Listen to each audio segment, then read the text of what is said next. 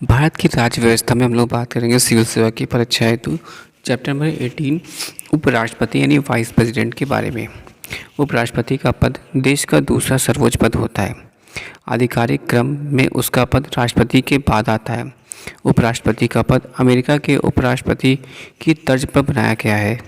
निर्वाचन राष्ट्रपति की तरह उपराष्ट्रपति को जनता द्वारा सीधे नहीं चुना जाता बल्कि परोक्ष विधि से चुना जाता है। वह संसद के दोनों सदनों के सदस्यों के निर्वाचक मंडल द्वारा चुना जाता है। अतः यह निर्वाचक मंडल राष्ट्रपति के निर्वाचक मंडल से दो बातों में भिन्न है। पहला, इसमें संसद के निर्वाचित और मनोनीत दोनों सदस्य होते हैं। राष्ट्रपति के चुनाव में केवल निर्वाचित सदस्य होते हैं। दूसरा, इसमें राज्य विधानसभाओं के सदस्य शामिल नहीं होते हैं। राष्ट्रपति के चुनाव में राज्य विधानसभाओं के निर्वाचित सदस्य शामिल होते हैं। Doctor B.R. अम्बेडकर ने इन विभिन्नताओं की व्याख्या करते हुए कहा कि राष्ट्रपति राष्ट्र का प्रमुख होता है और उसमें केंद्र तथा राज्य दोनों के प्रशासन करने की शक्तियाँ निहित हैं। इस प्रकार उसके चुनाव में यह आवश्यक है कि न केवल संसद के सदस्य अपितु राज्य विधायिका के सदस्य भी भाग लें। परंतु उपराष्ट्रपति के कार्य समान हैं। उसका मुख्य कार्य राज्यसभा की अध्यक्षता करना है। यह एक विरल अवसर होता है और वह भी अल्पकालिक समय के लिए।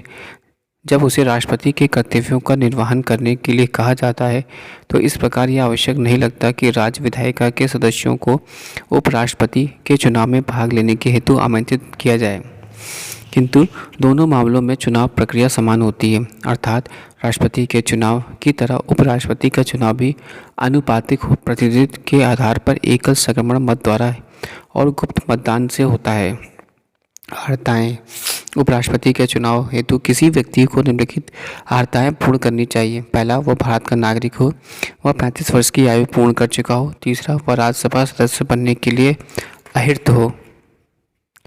आगे बात करते हैं हम लोग, जिसमें कि चौथा पॉइंट ये कहता है कि वह केंद्र सरकार अथवा राज्य सरकार अथवा किसी भी स्थानीय प्राधिकरण या अन्य किसी सार्वजनिक प्राधिकरण के अंतर्गत किसी लाभ के पद पर ना हो, किंतु एक वर्तमान राष्ट्रपति अथवा उपराष्ट्रपति किसी राज्य का राज्यपाल और संघ अथवा राज्य का मंत्री किसी लाभ के पद पर नहीं माने जाते हैं, इसलिए वह उपराष्ट्रपति की उम्मीदवारी के योग्य होता है। इसके अतिरिक्त उपराष्ट्रपति के चुनाव के नामांकन के लिए उम्मीदवार के कम से कम 20 प्रस्तावक तथा 20 अनुमोदक होने चाहिए। प्रत्येक उम्मीदवार को भारतीय रिजर्व बैंक में 15,000 रुपये जमानत राशि के रूप में जमा करना आवश्यक होता है। शपथ या प्रतिज्ञान उपराष्ट्रपति अपना पद ग्रहण करने से पहले शपथ या प्रतिज्ञान करेगा और उस पर अपने हस्ताक्षर करेगा। पहली शपथ में उपराष्ट्रपति शपथ लेगा। पहला, मैं भारत के संविधान के प्रति सच्ची श्रद्धा और निष्ठा रखूँगा। दूसरा, मैं अपने पद और कर्तव्यों के निर्वाह श्रद्धापूर्वक करूँगा।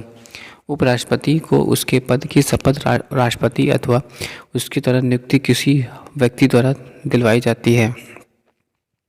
उपराष्ट्रपति पद की शर्तें संविधान द्वारा उपराष्ट्रपति पद हेतु निम्नलिखित 2 शर्तें निर्धारित की गई हैं। पहला, वह संसद के किसी भी सदन अथवा राज्य विधायिका के किसी भी सदन का सदस्य ना हो। यदि ऐसा कोई व्यक्ति उपराष्ट्रपति निर्वाचित होता है तो यह माना जाएगा कि उपराष्ट्रपति का पद ग्रहण करने के लिए तिथि से पहले अपने उस सदन की सीट को रिक्त कर दे। दूसरा, वह किसी लाभ के पद पर ना हो। पदावधि उपराष्ट्रपति की पदावधि उसके पद ग्रहण करने से लेकर 5 वर्ष तक होता है। हालांकि वह अपनी पदावधि में किसी भी समय अपना त्यागपत्र राष्ट्रपति को दे सकता है। उसे अपना पदावधि पूर्ण होने से पूर्व भी हटाया जा सकता है और उसे हटाने के लिए औपचारिक महाभियोग की आवश्यकता नहीं है। उसे राज्यसभा द्वारा संकल्प पारित कर पूर्ण बहुमत द्वारा हटाया जा सकता है और इसे लोकसभा की सहमति आवश्यक है। परंतु ऐसा कोई प्रस्ताव पेश नहीं किया जा सकता जब तक 14 दिन का अग्रिम नोटिस ना दिया गया हो। और ध्यान देने योग्य बात यह है कि संविधान में उसे हटाने हेतु कोई आधार नहीं है। उपराष्ट्रपति अपनी 5 वर्ष की पदावधि के उपरांत भी पद पर बना रह सकता है जब तक उसका उत्तराधिकारी पद ग्रहण ना करे। वह उस पद पर पुनः निर्वाचन के योग्य भी होता है। वह इस पद पर कितनी ही बार निर्वाचित हो सकता है। पद रिक्तता उपराष्ट्रपति का पद निम्नलिखित कारणों से रिक्त हो सकता है। पहला, उसकी 5 वर्षीय पदावधि की समाप्ति होने पर, दूसरा उसके द्वारा त्यागपत्र देने पर, तीसरा उसे बर्खास्त करने पर, चौथा उसकी मृत्यु पर, पांचवा अन्यथा उदाहरण के लिए यदि वह पद ग्रहण करने के अयोग्य हो अथवा उसका निर्वाचन अवैध घोषित हो। जब पद रिक्त होने का कारण उसके कार्यकाल का समाप्त होना हो तब उस पद को भरने हेतु उसका कार्यकाल पूर्ण होने से पूर्व नया चुनाव कराना चाहिए। यदि उसका पद उसकी मृत्यु, त्यागपत्र, निष्कासन अथवा अन्य किसी कारण से रिक्त होता है तो उस स्थिति में शीघ्र चुनाव कराने चाहिए। नया चुनाव गया उपराष्ट्रपति पद ग्रहण करने के 5 वर्ष तक अपने पद पर बना रहता है। चुनाव विवाद। उपराष्ट्रपति के चुनाव से संबंधित सभी शंकाएं व विवादाएं की जांच और निर्णय उच्चतम न्यायालय द्वारा किए जाते हैं, जिसका निर्णय अंतिम होगा। उपराष्ट्रपति के चुनाव का निर्वाचक मंडल के अपूर्ण होने के आधार पर चुनौती नहीं दी जा सकती। यदि उच्चतम न्यायालय द्वारा किसी व्यक्ति के उपराष्ट्रपति के पद पर निर्वाचन को अवैध घोषित किया जाएगा तो उच्चतम न्यायालय की इस घोषणा के पूर्व उसके द्वारा दिए गए कार्य अवैध घोषित नहीं होंगे, बल्कि वे प्रभावशाली रहेंगे। शक्तियाँ और कार्य। उपराष्ट्रपति के कार्य दोहरे होते हैं। पहला, वह राज्यसभा के पदेन सभापति के रूप में कार्य करता है। इस संदर्भ में उसकी शक्तियाँ व कार्य लोकसभा अध्यक्ष की भांति ही होती है। इस संबंध में वह अमेरिका के उपराष्ट्रपति के समान ही कार्य करता है। वह भी सीनेट अमेरिका के उच्च सदन का सभापति होता है।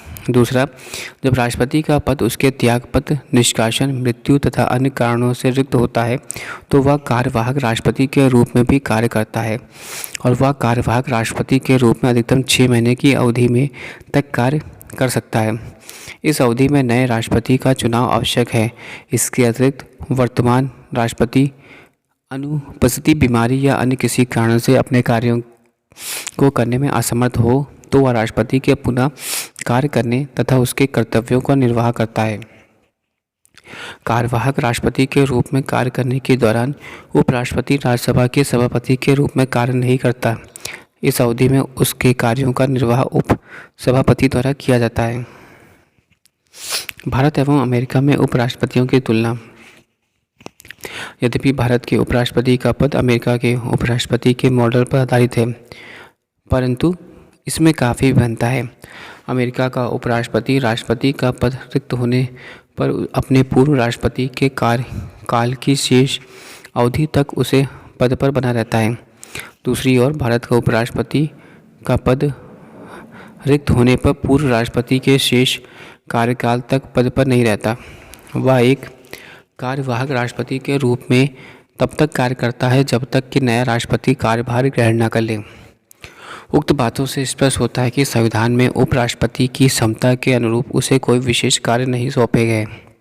अतः कुछ लोग इसे हिज सुपरफ्लुक्स हाइनेक्स कहते हैं। यह पद भारत में राजनीतिक निरंतरता को बनाए रखने के लिए सृजित किया जाता है। परिलुप्तियाँ। संविधान में उपराष्ट्रपति के लिए परिउपलब्धियों की आदि की व्यवस्था की गई है, व्यवस्था नहीं है।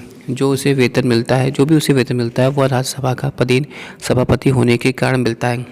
2008 में संसद ने राज्यसभा के सभापति का वेतन 40,000 रुपये से बढ़ाकर 1.25 लाख रुपये प्रतिमाह कर दिया। इसके अलावा उसे दैनिक भत्ता, निःशुल्क पूर्ण सुसज्जित आवास, फ़ोन की सुविधा, कार, चिकित्सा सुविधा, यात्रा सुविधा एवं अन्य सुविधाएं भी मिलती हैं। उपराष्ट्रपति जब किसी अवधि में कार्यवाहक राष्ट्रपति के रूप में कार्य करता है तो वह राज्यसभा के सभापति को मिलने वाला वेतन नहीं पाता, अपितु उसे राष्ट्रपति का प्राप्त होने वाला वेतन व भत्ते आदि मिलते हैं। अब हम लोग बात करेंगे टेबल, जिसमें कि उपराष्ट्रपतियों का निर्वाचन 1952 से लेकर 2012 तक क्रम के अनुसार बात करेंगे, जिसमें विजयी उम्मीदवार के बारे में बात की जाएगी और मुख्य प्रतिद्वंदी। 1952 में डॉक्टर एस राधाकृष्णन मुख्य प्रतिद्वंदी थे इनके निर्विरोध। 1957 में डॉक्टर एस राधाकृष्णन मुख्य प्रतिद्वंदी निर्विरोध। 1962 डॉक्टर जाकिर हुसैन, इनका मत प्रतिशत था 568 और मुख्य प्रतिनिधि थे इनके एन सामंत सिंह, प्राप्त मत थे इनके 14। जबकि 1967 में वी गिरी, जिनका प्राप्त मत था 486 और इनका मुख्य प्रतिनिधि थे प्रोफेसर हबीब, जिनका प्राप्त मत है 192। 1969 GS पाठक, जिनका प्राप्त मत है 400 और मुख्य प्रतिनिधि हैं HV कामत 156। 1974 BD जत्ती 521% इनका वोट है और मुख्य प्रतिनिधि हैं NI हीरो 1 और प्राप्त मत है 141। जबकि M हिदायतुल्ला डैश मुख्य प्रतिनिधि हैं इनके निर्विरोध। R वेंकटरमण जो कि 1984 में विजयी उम्मीदवार थे, इनका जो प्राप्त मत प्रतिशत है 508 और मुख्य प्रतिनिधि थे BC काम्बली। 1987 में डॉक्टर शंकर दयाल शर्मा मुख्य प्रतिनिधि है निर्विरोध। 1992 में KR नारायण प्राप्त परसेंटेज जो है इनका है 700 है और मुख्य प्रतिनिधि हैं इनके काका जोगिंदर सिंह और 01 वोट। कृष्णाकांत 1997 में बने थे और उनको 441 वोट प्राप्त हुए थे और इनके मुख्य प्रतिनिधि थे सुरजीत सिंह बरनाला, प्राप्त मत है 273। कृष्णकांत 1997 में बने थे। 2002 में की बात करें तो BS शेखावत थे और इनका प्राप्त मत वोट है 454 और मुख्य प्रतिनिधि थे सुशील कुमार सिंधे, जबकि प्राप्त मत है 305। 2007 में इनका विजय उम्मीदवार है मोहम्मद आमिद अंसारी, प्राप्त मत है 445, जबकि मुख्य प्रतिनिधि थे नज़मा हैबतुल्ला और प्राप्त मत है 222। 2012 में मोहम्मद हामिद अंसारी, प्राप्त मत है 490, जबकि मुख्य प्रतिनिधि थे जसवंत सिंह, जबकि प्राप्त मत है इसका 238।